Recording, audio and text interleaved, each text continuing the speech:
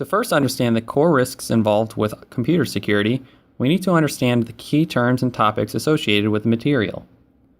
Encryption is the process of transforming clear text into coded, unintelligible text for secure storage or communication.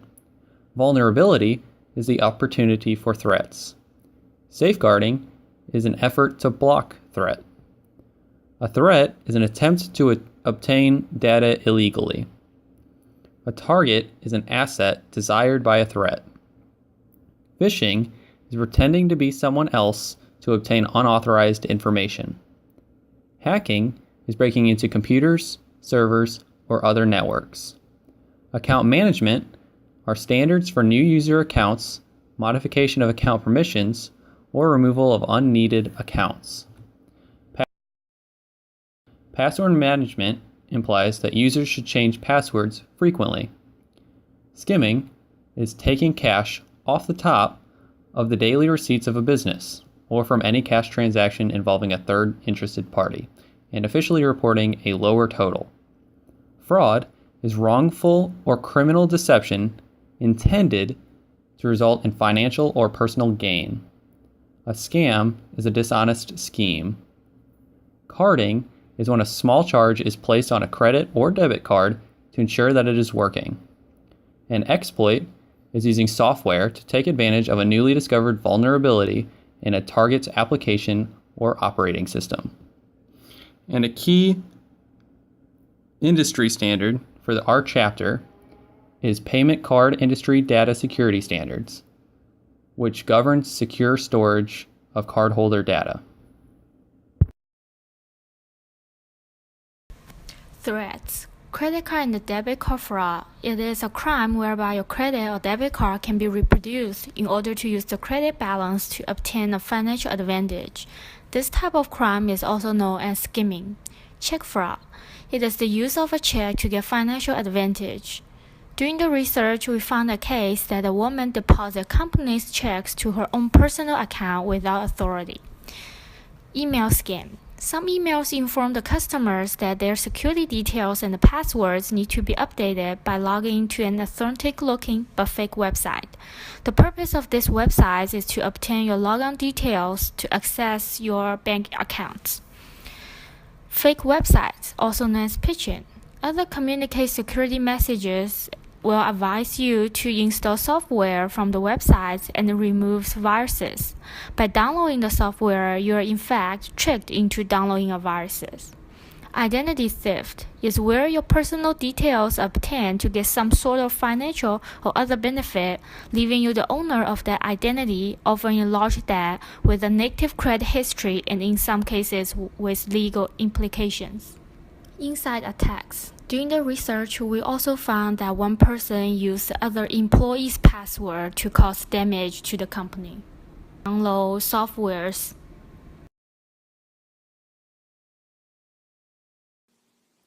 In the face of all kinds of the threats, we have the responsibility to ensure the safety of the customer's financial identity, financial assets, and personal information. First, we should have the special department to focus on the customer's account. If their account has a problem, we can first to verify.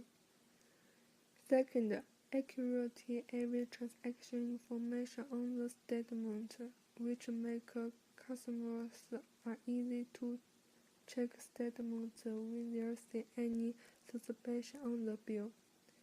And we also can quickly track the fraud to reduce the customer's loss. Next, limit the number of the signatures and the online transfer amount to customer's account to ensure the control and avoid fraud. We should not only make security safeguard and to remember customers that pay attention to online security. Customers should be cautious of the click link in email to avoid the phishing attacks. And they also should install a dedicated, actively managed firmware, commercial antivirus, and a desktop firmware software to stop the hackers steal their financial identity, financial assets, and personal information. At the same time, our company also needs a consider instead of spyware detection program or software on a computer workstation to prevent inside attacks. As long as we make sure the backend security is safeguarded, people will avoid the monsters.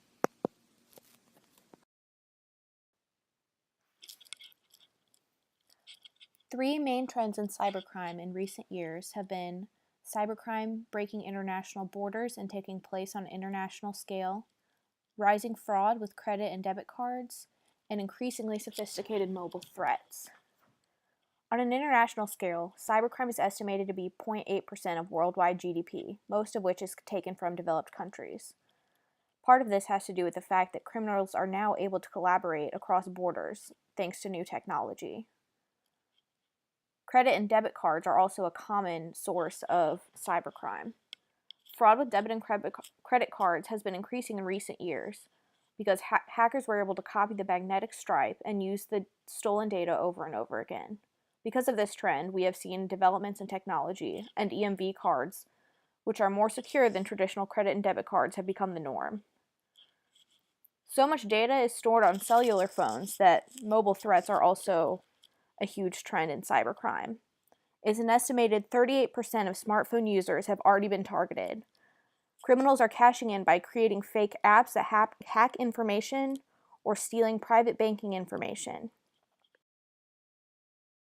With the increasing of cybercrime recently, I believe the managers should do 5 things. The executive senior manager should understand the business first. And they should trust people who understand the short, mid, and long-term objective as same as the organization and the company. Secondly, the senior executive manager should use independent verification. It is very important for executive senior manager use the independent verification. The basic goal is to confirm exposures and to identify in more detail the area of the vulnerability. Certainly, the senior executive should figure out how to fix the problem. After the cyber crime coming, and they should hire to expert help, and they should to fix out the problem as soon as possible. And number 4, they should seek up the education someone to educate to employee. This is play substantial role because everyone, in a company, everyone knows the cybercrime and everyone have the education about the cybercrime, which can reduce the cybercrime coming. And number 5 is to probability based on probability and magnitude, and they should understand that. What senior managers should do about computer security? First of all, senior executives have to understand the changing world of cybercrime. With the increasing of the society and the technology, the crime of cyber is getting more and more, and it's necessary for the senior executive to understand it. Secondly, senior executives should make cybersecurity risk management to cope up with rising customer expectations without compromising organizations' innovation ability. Certainly, organizations need to be proactive and not wait for cyber attacks engagement. With more and more cybercrime, the organization should know earlier and do something before the cyber attack. Number 4, the executive should explain the risk using business impact term and let the employee know how serious it is, and executive corrective measure as soon as possible. well. Some things that managers should do at all levels, especially for our businesses, to be informed of all possible weak areas of security. And we should also, the managers at all levels, whether you're a senior manager or a low-level manager, you should place safeguards so that current or past employees don't have access to sensitive information they're not supposed to have. So, like, don't give out certain passwords or codes to things that certain people at different levels should not have. Also, if there is a security breach of some sort, a hack or what have you, there needs to be a plan for any manager at any level to be able to remedy the situation and contact those affected.